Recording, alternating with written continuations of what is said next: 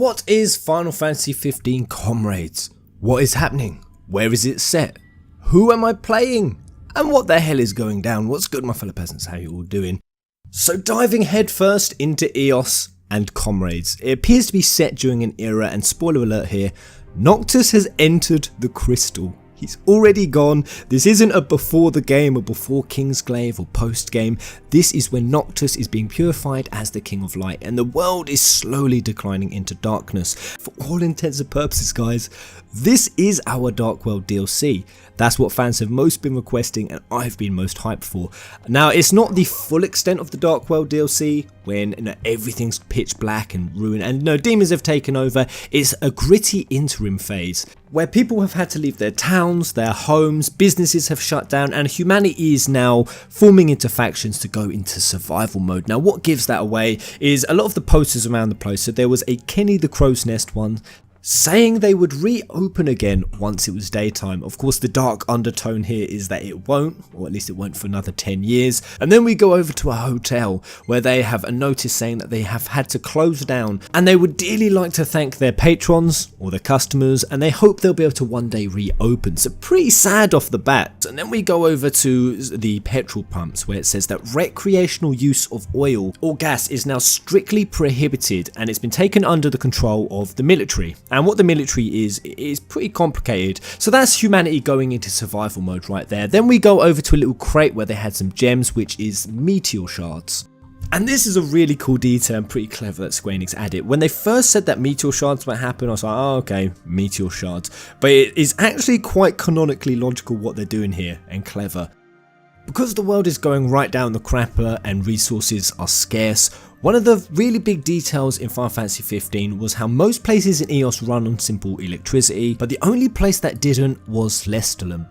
They run their power off a fallen meteor, and they've based the entire city of Lestallum, even to the Exneris power plant, to the details that only women work there, and how most of their NPCs in Lestallum who were women were always dressed in those factory outfits. Now, that was quite a distinct detail to make and kind of story to throw in there, but now it looks like in this Comrades DLC it's going to be what's saving mankind.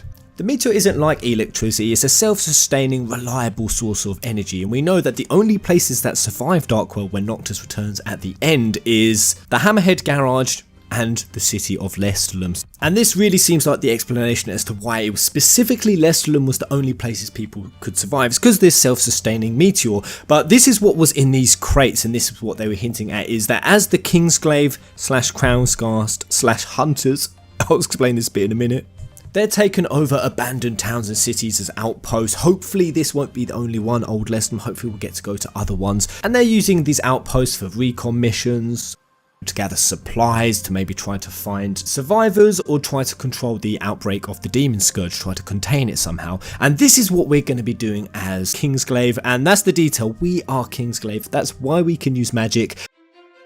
The Glaive did not disband after Kingsglaive movie. They are still active member, and they have returned. Time to bring back Libertas, Square Enix.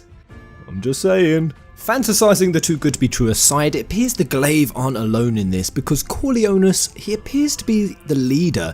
He's the one who issues us our quests, our missions, and authority figure in this camp. Now, not just him, there's Monica, who you might remember was also a Crown's Guard, and she debriefs us at the end of most of the missions, and she also gives us delicious food. Believing that while rations can feed a warrior's body, only a true meal can feed his soul. Really, Square? Ignis has barely been blind 5 minutes and you're already throwing him under the bus? So in this close to post-apocalyptic setting, we have Crown's Guard and Kingsglaive working together. Not too far-fetched, not too out there, but I also noticed when I went to the back gate that the exact same hunter who we find in Hunter Medassia HQ, who gave us one of the latest quests, the Melusine, he was standing there. Admittedly, Square might have just been lazy and they just threw in any old random character NPC that they made, but I'd like to think it's more than that. I'd like to think that this is a camp that is formed up of Hunters, Crown's Guard and Kingsglaive. 3 big, but up until this point mostly separate military factions coming together, uniting and rallying in mankind's darkest hour, and that's kind of the tone I want with it. That would bring the feels. All previous gripes grudges, differences set aside, and perhaps with these very specific characters placed in this area, in this beta, Square Enix are giving us a hint of that. Or at least that's my interpretation of the very obvious hints that Square Enix have left about the place. And it's exciting as hell if we go back even just 3 or 4 months ago to when we had the Luminous Engine trailer.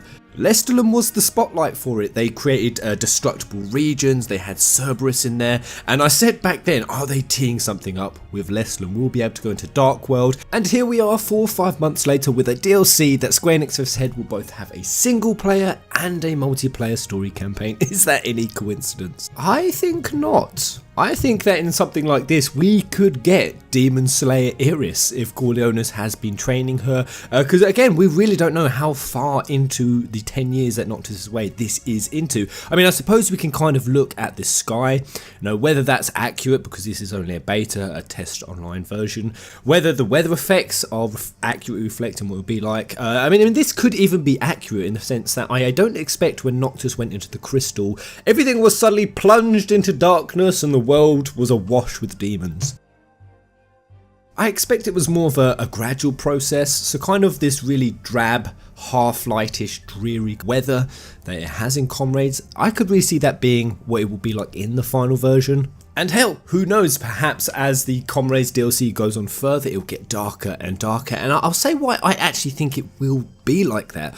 It's because we have quests in this game. Now these quests, just in the beta version, they didn't really have much story in them. They were just simple things like escorting Sydney Aurum, going out and getting meteor shards from the intestines of Nagas, and other things like transporting goods to Old Lestallum.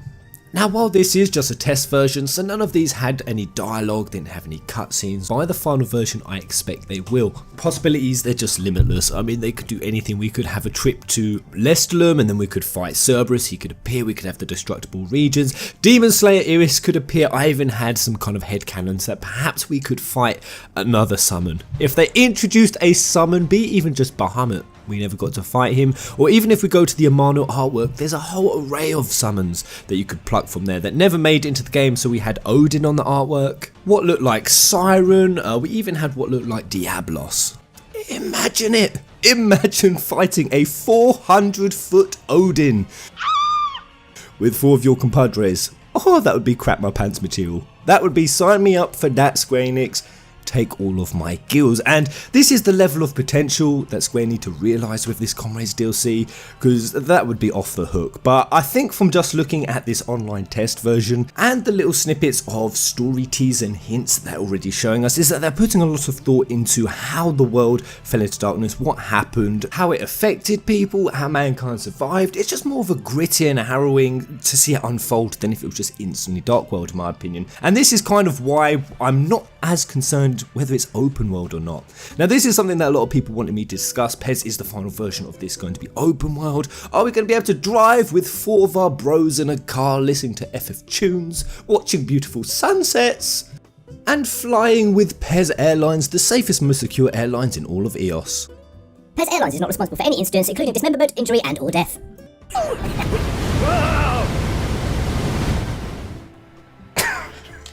And just some of the other things I wanted to do was things like going into Pitios. Yes, I wanted to go back there with 4 friends, and when I heard that FF15 was getting a co-op, that was kind of my biggest attraction. That's what I wanted most. It was to have a free open world roam of EOS, but from the online test version where everything was instanced. And a lot of people have been asking, will that be the final version? Now, while as previously I would have said I would hate that, they have to give us free roam. If the story is good enough and the quests do follow a story pattern, hell, even if they included cutscenes, cinematics, dialogue, if we get to meet other characters, like Square Enix did say, they did say we would meet some of the bros later on in the Comrades DLC, then you know what? I'm actually going to be cool with it. If FF15 Comrades is even half as story driven as I hope it is, then I don't actually mind if the quests are linear and we don't have free open roam. As for what we will have, we don't know. They haven't said what the structure of the final product will be, so we'll just have to wait and see. But that's the final point I want to bring up before we leave this video off, is Square Enix did make a very interesting comment that when I look at Comrades, I don't know how it makes sense. They said that later on in the Comrades DLC, Noctis would make an appearance. How on earth can Noctis be in this DLC? I mean, it's so clear that this is set during the apocalyptic stage, the 10-year time gap, that for Noctis to appear in this DLC, it implies that we'll play this Dark World DLC all the way through to the point when Noctis comes back out of the crystal. Now that's crazy.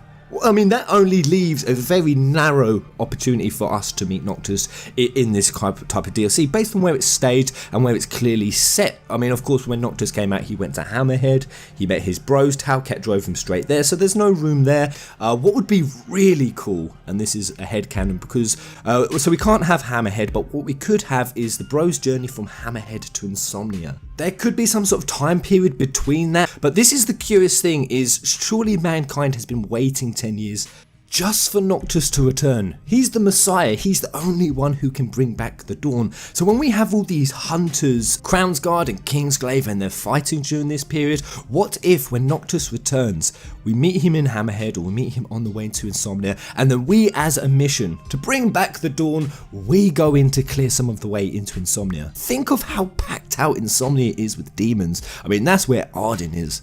10 years of controlling the demons from the throne of Insomnia must have put Ardyn up onto a legendary status, some sort of god. He must be like a horrifying, nightmarish rumour in all of EOS, and I would kind of compare it to, what did people think like in FF6 of Kefka? Sat up in his high tower, acting as some sort of evil, malevolent god, and that would be so cool if they give that kind of story, and you go in to clear some of the way for Noctis, to give the prince the shot he needs to save the world.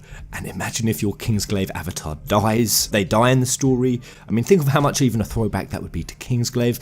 When Nyx laid down his life for the prince as well. Oh, this would be an emotional roller coaster of feels. Now, I know I might be putting my hopes way too high for this Comrades DLC, and perhaps I am, but I'm just focusing on the little bits of story I've seen, the fact that Square Enix have said there will be story, and this is the level of potential that I want fans to get excited for. But there it is, guys, that's pretty much everything I've got, the breakdown of the story as far as I can see it. I'm super hyped for it. I'm super excited. Perhaps I will dull down my expectations, because Square, they might not deliver even close to this. It may be more of like a gameplay experience with just a thin structure of a story just there to tether it all together. Who knows? We'll see. But the other really profound thing that I found, that while we're set in Old Leslam and we're having to deal with this scourge, is the one thing that you've got the clearest shot of, and this is where the huge theory video that I've been promising you guys, as Dark World music is playing, is the Rock of Ravito, of Ifrit and Eos's bodies just burning there. And for anyone who hasn't seen the theories, the overwhelming evidence is that the scourge originally came from Eos's burning corpse, that big plume of smoke you are seeing in the sky. And I really do believe that that is the cause for the days getting darker, which of course with 15 Comrades being that interim phase, that's going to be hugely important. How do the days get so much darker so drastically quicker? How does that plume of smoke tie into it? How does that tie into the fact that in the game they confirm to us that the science of the days getting to the darker is the parasitic demon cells float up into the atmosphere or the ozone layer, and they actually blanket the sky at a high altitude, which blocks out the sun. That's the teaser, that's the hint, and you'll just have to subscribe, Arenio, and or watch out for the next video to see where I'm going with this. But there it is, guys. Let me know what you think in the comment section below. What ideas do you have for what the story can be about, and do you give a damn whether the DLC will be open world or in a linear environment with story driven quests? Let me know in the comment section below. Until the next video, goodbye. You guys are the best.